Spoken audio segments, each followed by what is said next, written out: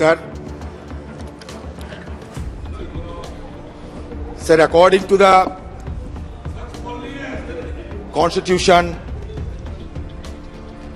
it is incumbent upon His Excellency President of India to inform the causes of the summons to the Parliament. And in pursuance of that constitutional provision, His Excellency President of India, Her Excellency President of India, had addressed the joint session of Parliament, and that is why today motion of thanks on presidential address is being taking place over here. Sir, as we know that the presidential address is drafted by the government, so it is not the president but government is responsible for the contents of the address.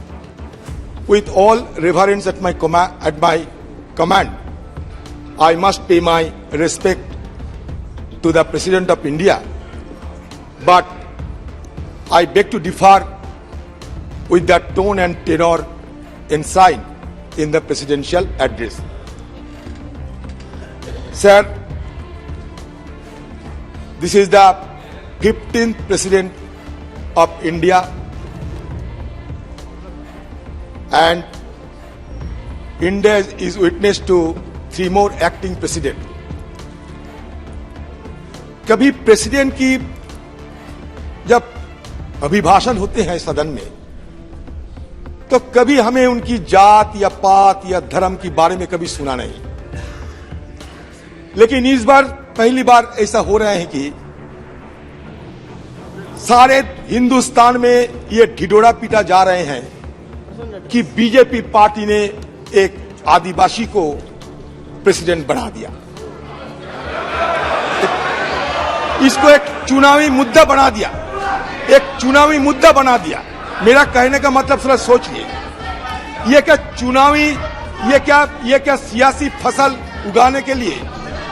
नहीं sir, मुझे ताज्जुब लगता है कि हमारे देश में 15 ऐसे प्रेसिडेंट बन चुके हैं, तो कभी उनकी जात पात धर्म के बारे में कभी जिक्र नहीं करते, लेकिन इस बार पहली बार ऐसा हो रहा है कि हम आदिवासी को बना दिया, जैसे लगता है कि अब दान कर दिया, जैसे लगता है कि अब दान कर दिया किसी को, आप लगता है कि अब दानी है।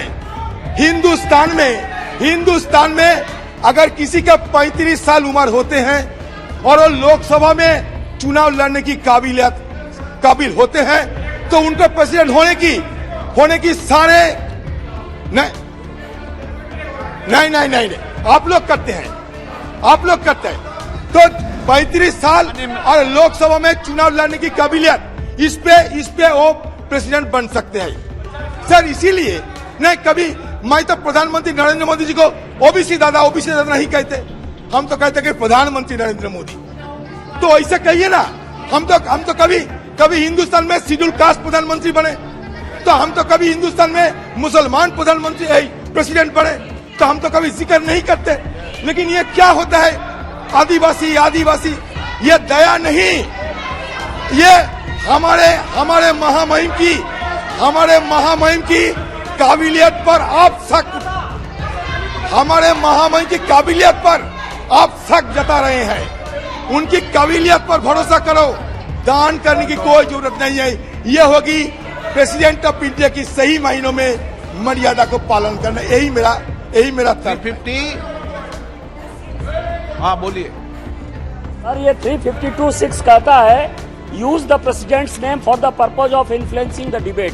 ये राष्ट्रपति के बारे में जो है इन्फ्लुएंस कर रहे डिबेट को सर, आदिवासी कह के उनके बारे में डेरोगेटरी शब्द कह के ये उसका नाम नहीं ले सकते सर।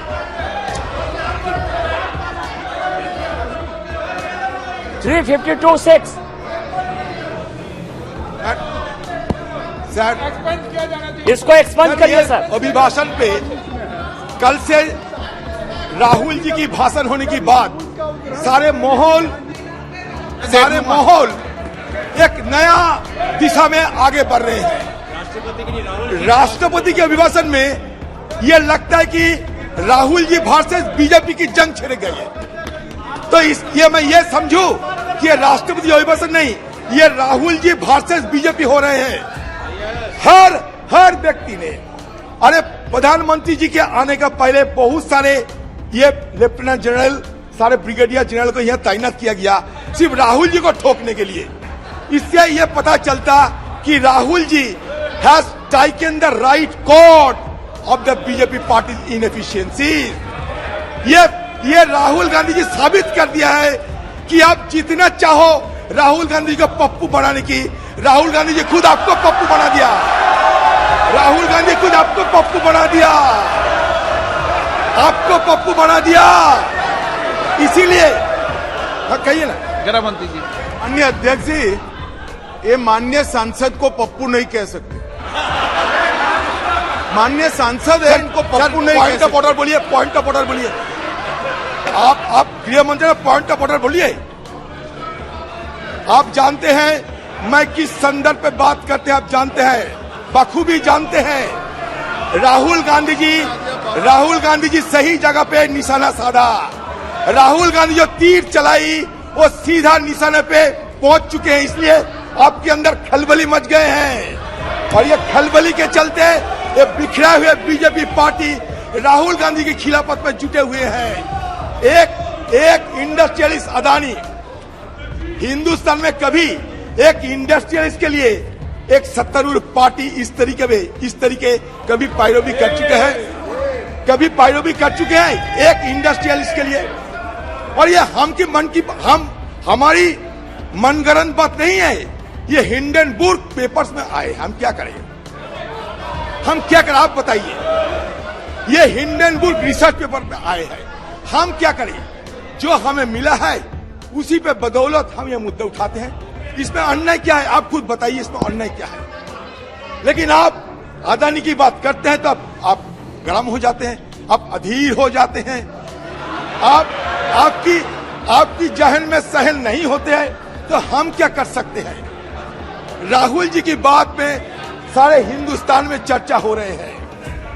आप मानो या ना मानो, आप मजाक उड़ा सकते हो, लेकिन कान खून के सुन लो, राहुल गांधी जी की बात पे माननीय सदस्य हिंदुस्तान में चर्चा हो रही है। राष्ट्रपति भाषण बोलो, आप तो काम करते हो।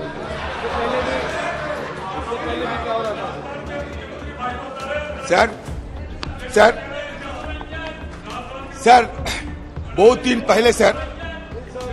दिन पहले कहीं एक किताब में पढ़े थे कि हेलमेट is playing without the prince of Denmark. तो a event without protagonist is being played upon here also. Here it is mentioned in the presidential address that 2047 we have to build a nation which not only embrace its glorious past but also encompasses every golden aspect of modernity. अच्छा sir, हमारी देश में अगर nation बनाना है, आधुनिकीकरण करना है, तो जवाहरलाल नेहरू की जिक्र के बिना ये हो सकता, बताइए। हमारे देश में 1947 से आजादी के बाद ये नया हिंदुस्तान बनाने की जो प्रक्रिया शुरू हुई है वो आज भी चल रहे हैं, वो अगले दिन भी चलेगी। हिंदुस्तान की अगर आधुनिक हिंदुस्तान बनाने की जो नींव जवाहरलाल नेहरू ने रखे थे। अगर ये आपको यकीन ना करता अलग बात है। हम जानते हैं कि जवाहरलाल नेहरू, इंदिरा गांधी, राजीव जी की बात आपको ओटो पे नहीं आते। जब उनकी बात आते आपको ओटो में फफोला पैदा हो जाते हैं, छलाप पैदा हो जाते हैं। लेकिन असलियत तो यह है मैं पढ़ के सुनाता हूं 1947 की जवाहरलाल नेहरू जी की एक quotation. I quote, long years ago we made a tryst with destiny. Now the time comes when we shall redeem our pledge, not wholly or in full measures, but very substantially. At the stroke of the midnight hour, when the world sleeps, India will awake to life and freedom. A moment comes, which comes but rarely in history, when we step out from the old to the new, when an age ends and when the soul of the nation long suppressed will find its utterance. It is fitting that at this time, at this solemn moment, we take the pledge of dedication to the service of India and her people and to the still larger cause of humanity. You know that India is recognized as a country and as a civilization which is called an unending celebration of human pluralism. Plurality accommodates the differences and the differences embody and enact dissent. This is the secret of India's survivability throughout the centuries. We should not forget this key secret of India's success. I would also refer another few lines from Nehruji's speech at the time. That is, that future is not one of ease or resting, but of incessant striving, so that we may fulfill the pledges we have so often taken and the one we shall take today. The service of India means the service of the millions who suffer. It means the ending of poverty and ignorance and disease and inequality of opportunity. अब नई बात क्या कहा बताइए? आज हमारे मंत्री कह रहे थे कि 7-8 करोड़ लोग बीपीएल सीमा के नीचे हैं। वो कम करके बोला 50 करोड़ से ज्यादा हो चुके हैं। तो ये जवाहरलाल नेहरू जी 47 साल में ये बयान दे चुके हैं।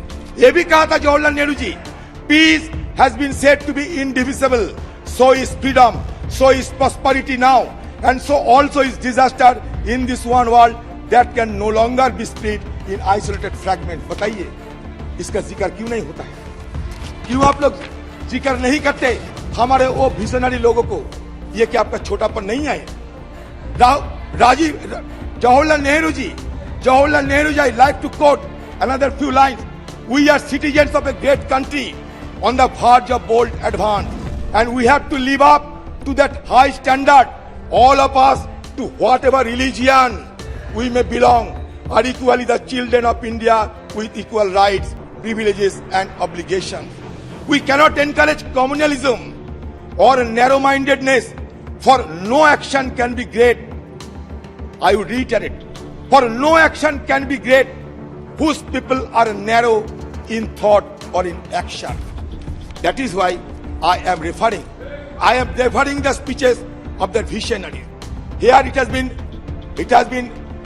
referred by the proposer of the debate that Narendra Modi ji and Narendranath Datta ji is equal, as if Narendranath Datta ji has been reborn in Narendra Modi ji. So I thought it prudent to refer some lines from Swami Vivekananda ji also. Yes, Narendranath Datta, who is recognized as Swami Vivekananda,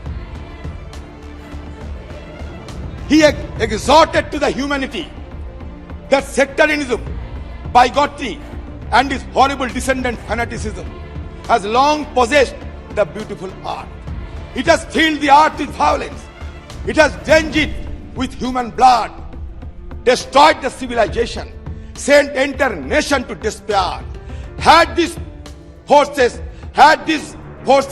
not been over here, these are all horrible demons, the society would have been advanced much far than it is today. आपकी जमाने में क्या हो रहे हैं? आपकी जमाने में क्या हो रहे हैं? आप 14% मुसलमान हमारे देश में हैं। एक मुसलमान एमपी को चुना गया, एक मुसलमान एमपी नहीं है, एक मुसलमान मंत्री नहीं है, और दूसरी तरफ आप कहते हैं कि one world, one family, one future. ये वन वर्ल्ड है, वन फ्यूचर है, वन फैमिली है। हम लोग कहते हैं राहुल जी की जो पदयात्रा थी उसका नारा था भारत जोड़ो नफरत छोड़ो। हम भी कहते हैं कि नफरत की सियासत को त्याग करो, उल्फत की सियासत को अपनाओ, क्योंकि love is a unifying force. It promote reconciliation, unity and understanding among different faith. no civilization can begin to lift up his head until we look charitably upon one another. And the first step towards that much needed charity is to look charitably and kindly upon the religious conviction of others. Nay, more to understand that not only should be the charitable but also positively helpful to each other, however different our religious ideas and conviction may lie. I would like to enlighten my honorable members that this is the need of the hour. We should be more generous, we should be more liberal, we should be more accommodative if we want to make India strong and dynamic. मैं अभी sir दो चार बात कहना चाहते हैं, मैं जानता हूं समय की बड़ी कम है, ये बड़ी बड़ी बात कहे जा रहे थे यहाँ। मैं ये बताना चाहते हैं, ये गृह मंत्री जी भी है यहाँ, तो बड़े उनका भी ये जानकारी में लाना चाहिए। गृह मंत्री जी आपको शायद याद होंगे, कुछ दिन पहले एक 3 दिवसीय सभा हुई थी, बैठक हुई थी यहाँ दिल्ली में, वो डीजी और आईजी को लेकर। वो 3 दिवसीय सभा में क्या बताया गया, ये थोड़ा बयान सदन के अंदर अब देने का दया करे। जो डीजीपी और आईजी की मीटिंग हुई थी, उस मीटिंग में एक रिसर्च पेपर पुलिस अधिकारियों ने पेश किया था, और उस मीटिंग में कौन कौन मौजूद थे? उस मीटिंग में मौजूद थे अजीत डोभाल साहब, गृह मंत्री साहब और आला अधिकारी, सुरक्षा और गृह मंत्रालय से जुड़े हुए आला अधिकारी उस मीटिंग में मौजूद थे। उस मीटिंग में क्या कहा गया?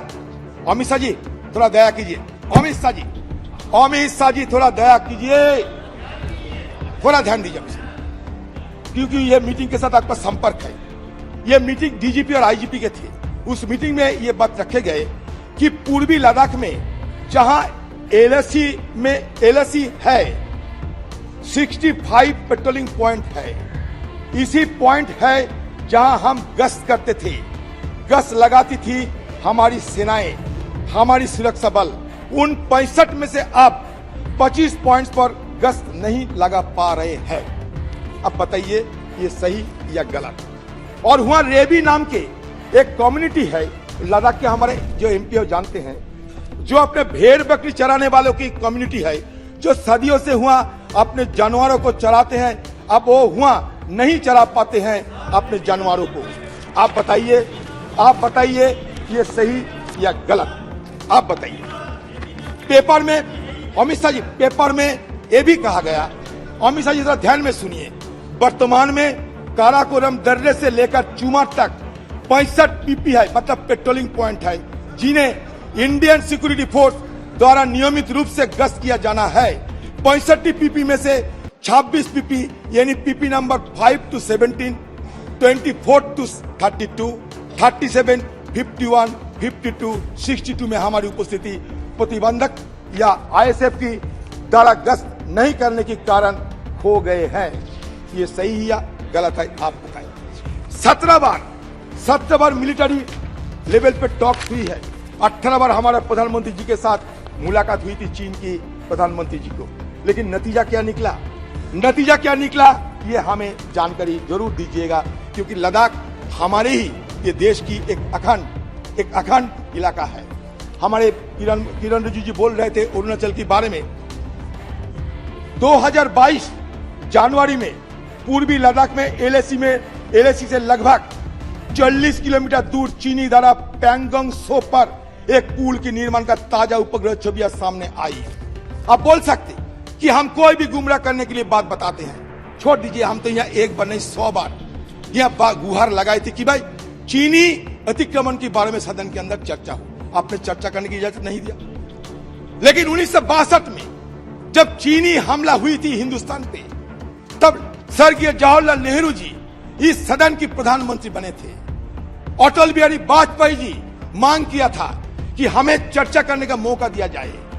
तब अटल बिहारी वाजपेयी जी के मांग पे स्वर्गीय जवाहरलाल नेहरू पार्लियामेंट खुलवाकर 165 एमपी जिसमें शामिल हुई थी, वो डिस्कशन में ये सदन देखा है, इसका सारे नबूत सरकार के पास है।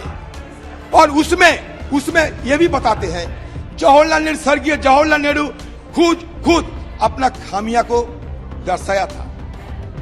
और किस लिए ये हुआ, क्यों ऐसा हुआ, सारे व्याख्यान दे चुके थे और सारे व्याख्यान की बात ये सारे जो सदन प्रभावित होकर एक यूनानिमस रेजोल्यूशन पास करवाया था, तो वो हम क्यों वो मिसाल अभी नहीं दिखा पा रहे हैं? क्यों आप डरते हैं? हाँ बोलिए।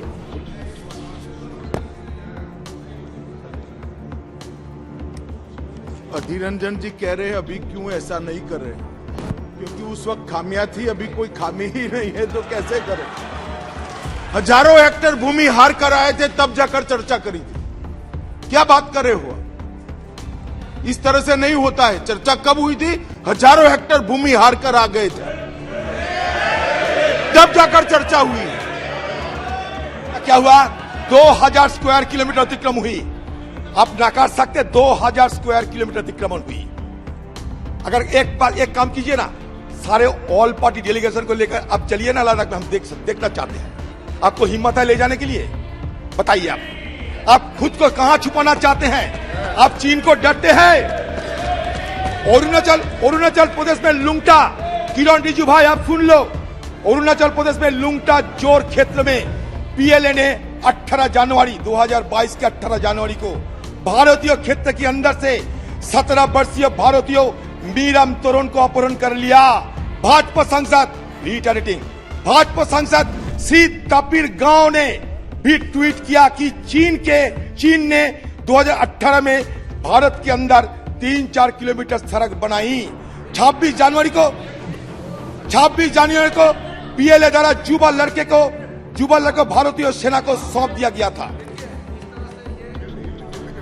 शुरू में कहा ऐसे बातें नहीं करना चाहिए जो रिकॉर्ड में चले जाए और बाद में गलत क्या है? मैं वही तो कह रहा हूं, जो चीजें अगर कोई किसी ने कह दिया, किसी ने लेख लिख दिया तो सच्चाई है क्या? उसके बाद में अधिकारियों ने क्या स्पष्टीकरण दिया, क्लैरिफिकेशन किया दिया। बाद में इंडियन आर्मी की तरफ से कहा गया है कि ये जो रिपोर्ट जितने भी आए हैं ये सही नहीं है, इस तरह से कोई हमारा जमीन नहीं किया। जब आर्मी बोल दिया, आप उससे पहले कोई जो कोट कर रहे कुछ बोले उसको आप कोट किए जा रहे। जब एजेंसी बता रहे अधीर जी इस तरह से, ये सेंसिटिव मुद्दा है इस सदन में, ये सब जिसका कोई तर्क नहीं है। अच्छा, हम जब कहेंगे सेंसिटिव है, ऐसा बात मत, आप जब कहेंगे इनसेंसिटिव है, यही है ना बात। आप राहुल गांधी के खिलाफ गाली दोगे, आप राहुल गांधी जी को पाकिस्तान की दलाल बनाओगे, वो सेंसिटिव है, वो इनसेंसिटिव है। और हम जब असली मुद्दे उठाते हैं तो सेंसिटिव हो जाते हैं। ये दो तरीके की बात नहीं हो सकता, ये 2 तरीके की बात नहीं हो सकता। 2222 मैं बताता हूं, जुलाई में मीडिया द्वारा दिखाई गई नई उपग्रह छवियों से संकेत मिलता है कि डोकलाम में 9 किलोमीटर पूर्व में निर्मित एक चीनी गांव, जहां 2017 में भारतीय और चीनी सेना का आमना सामने हुआ था, अब लगभग हर घर के दरवाजे पर कारों के साथ पूरी तरह से बसा हुआ है। चीन द्वारा 110 वर्ग किलोमीटर क्षेत्र की इसी सलामी टुकड़े का जवाब मोदी सरकार के पास नहीं है। अगस्त में विशेषज्ञों के उपग्रह बताते हैं पीएलए की सतह से हवा में मरने करने वाली मिसाइल साइट डोकलाम के उत्तर में सिर्फ 50 किलोमीटर की दूरी पर भारत, भूटान और चीन में बीच ट्राई जंक्शन सीमा क्षेत्र में मार्च में हो रहे हैं। अधीर जी एक सेकंड, ये पूरी तरह चालू है। माननीय अध्यक्ष जी, अधीर जी को जो बोलना है वो बोल सकते हैं। सिर्फ सदन का रिकॉर्ड देश और दुनिया के लिए ऑथेंटिक होता है, इसलिए मेरा इनसे निवेदन है कि इतना बता दे कि मैं सिर्फ अखबार के हवाले से कह रहा हूं, ये कोई अधिकृत बात नहीं है। बाद में जो बोलना है बोले, मुझे कोई आपत्ति नहीं। अखबार पढ़कर इतनी बड़ी बात जो देश की सीमाओं के साथ जुड़ी है, इरिस्पॉन्सिबिलिटी के साथ इस सदन में नहीं रखनी। कह चुके हैं सर, आपने सर अमित शाह जी आपने शायद नहीं सुने होंगे। मैंने कह दिया था कि मीडिया द्वारा दिखाई गई, मैंने कह दिया था, मैं कोई गुमराह करने वाला बात नहीं करता, मैंने कह दिया था, जिक्र कर दिया था कि मीडिया द्वारा दिखाई गई। अच्छा, नवंबर में आपका लद्दाख में वांगचुक उपवास करते थे, वो क्या कहे वो भी आप सुन लिया करो। अच्छा, कंचुक तेंजिन तत्कालीन भाजपा शासित लद्दाख स्वायत्त पहाड़ी विकास परिषद के स्वतंत्र सदस्य, क्षेत्र के सर्वोच्च निर्वाचित संस्था, क्या कहना है कि बफर जोन के निर्माण में स्थानीय लोगों की अपने पशुओं के लिए चरागाह भूमि तक पहुंच को अवरुद्ध कर दिया है और नहीं जा पाते हैं।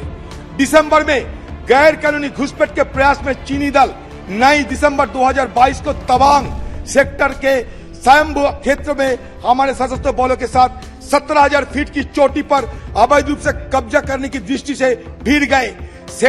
सेना जैसे कि बताया गया 300 से अधिक चीनी दल हमारे क्षेत्र पर कब्जा करने के लिए एक निर्लज्ज डिजाइन के साथ आए, जिसे हमारे सशस्त्र बल की वीरता से सफलपूर्वक खदेड़ दिया था।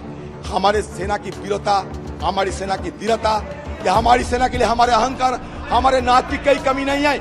लेकिन आप बताइए खुलकर, क्यों नहीं सदन में चर्चा हो रहे हैं? आप एक काम कीजिए ना, जवाहरलाल नेहरू को किसी ने बताया था कि सेक्रेट सेशन करो।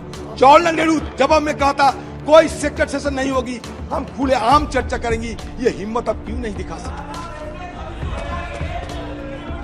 हमारे पीएम मोदी के बाद पीएम मोदी ने 2014 के बाद से 18 बार चीनी राष्ट्रपति से मुलाकात की है और हमारे बीच सैन्य स्तर की वार्ता की दौड़ 17 बार हो चुके हैं। गलवान के बाद से चीनी आयात हिंदुस्तान में 45% का वृद्धि हुई या नहीं? आप बताओ।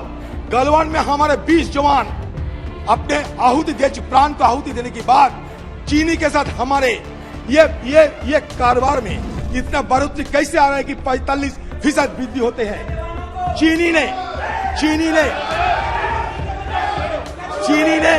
पीएम केयर्स फंड में दान दिया और अब सही लोग इस्तेमाल कर रहे हैं और अभी पॉइंट्स ऑफ ऑर्डर निकालेंगे। चीनी ने पीएम केयर्स फंड में दान दिया और 3,560 भारतीय कंपनियों में चीनी निर्देशक है। आप बताइए, ये छोटे छोटे हमारे प्रश्न हैं।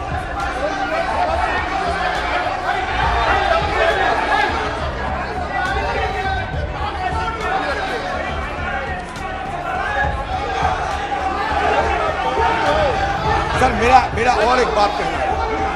सर हिंदुस्तान में मैंने पहले भी कहा कि जहां 14% मुसलमान होते हैं, वहां मुसलमानों को क्यों इस तरीके की नफरत की निगाहों से देखा जाते हैं? मैं ये जरूर सवाल पूछूंगा, क्योंकि सर अगर खुशवंत सिंह जी, हमारे देश की एक जाने माने पत्रकार खुशवंत सिंह जी, उनका कहना है Indian freedom is written in Muslim blood since their participation in the freedom struggle was much more in proportion to their small percentage of the population.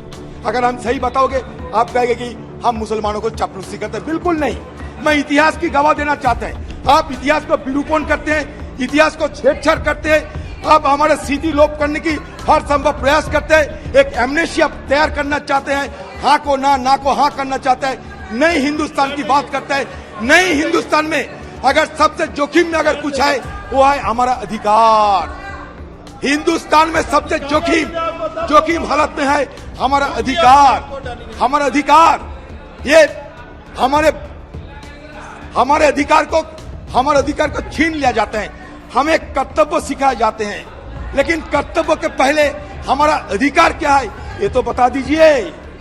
हमारा बोलने का अधिकार नहीं है। देखिए, मीडिया वालों को यहाँ से निकाल दिया जाता है। ये मीडिया हमारे फोर्थ पिलर होते हैं।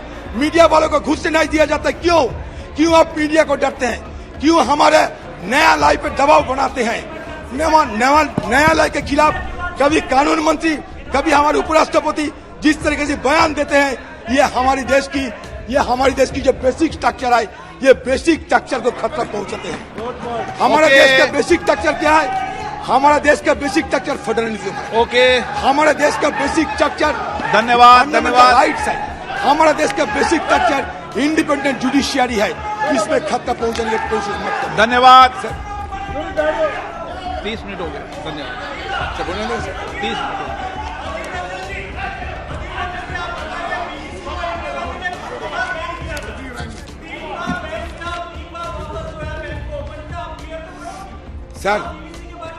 सर अगर आप मौका दें सारे बात क्लियर कर देंगे नहीं कोई मौका नहीं। आज कुछ बचा के नहीं रखूंगा इनकी बात क्लियर करनी भी नहीं है, आप तो आपकी बात सर, आज कुछ बचा के नहीं रखूंगा सर। आज सर मैंने ताजुब लगता है सर। देखिए मैं खुलेआम कहता हूं, अदानी जी के साथ हमारे कोई जाति दुश्मनी नहीं है, अंबानी के साथ हमारे कोई जाति दुश्मनी नहीं है। हम भी चाहते हैं हिंदुस्तान में और तरक्की हो और इंडस्ट्रियलिस्ट पैदा हो।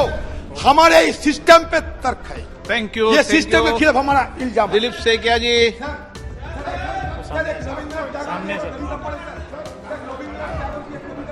टैगोर की और किसी के लिए रविन्द्रनाथ जी को सिखाने के लिए रविन्द्रनाथ टैगोर। हाँ, बोल दो। मैं सर बांग्ला में कहूंगा, इंग्लिश तर्जुमा भी करने का मौका दीजिए।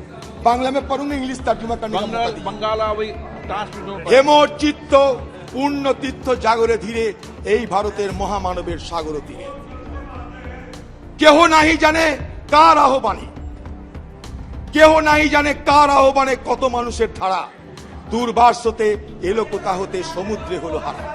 হেতায় আর্য হেতা অনার্য, হেতায় দ্রাবিড় চীন, সখুন্দর মোগল পাঠান এক দেহ হলো লীন। পশ্চিম আজ খুলিয়াছে দ্বার, সেটা হতে আছে কত উপহার দেবে আর নেবে মিলাবে মিলিবে যাবে না ফিরে এই ভারতের মহামানবের সাগর তীরে। सर मैंने तर्जुमा कर रहा हूं सर, तर्जुमा सुन लीजिए। My heart awake in this holy land of India. It is a place of pilgrimage for nations to mingle in a confluence of humanity. Nobody knows who asked them, yet they came from different lands and merged in a single body. The Aryans, the non-Aryans, the Dravidians, the Chinese, the Scythians, the Huns, the Pathans and Mughals, all of them like so many separate streams flowing irresistibly to loss at the end of their journeys, their individual identities in one vast sea. Now the West has opened its gate. All are collecting its prize gifts, and the same irreversible process of mutual exchange and assimilation is taking place once again in that holy confluence of humanity. तो हमारा देश 4 वेद sir, 4 वेद 18 उपनिषद 2 महाकाव्यों की देश है। हमारा देश शंकराचार्य की है। हमारा देश कुरान बाइबल गुरु ग्रंथ साहिब का देश है। हमारा देश नामदेव तुकाराम की देश है। हमारा देश गुरु नानक और भाई मर्दाना की देश है। सर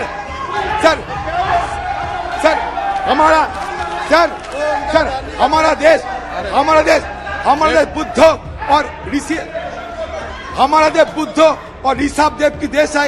हमारा देश चेन्नैया और बसवपन्ना की देश है। हमारा देश कबीर चैतन्य की देश है। हमारा देश निजामुद्दीन आउलिया और मोइनुद्दीन चिश्ती का देश है। ये देश को बचा के रखिए, यही मेरा निवेदन है।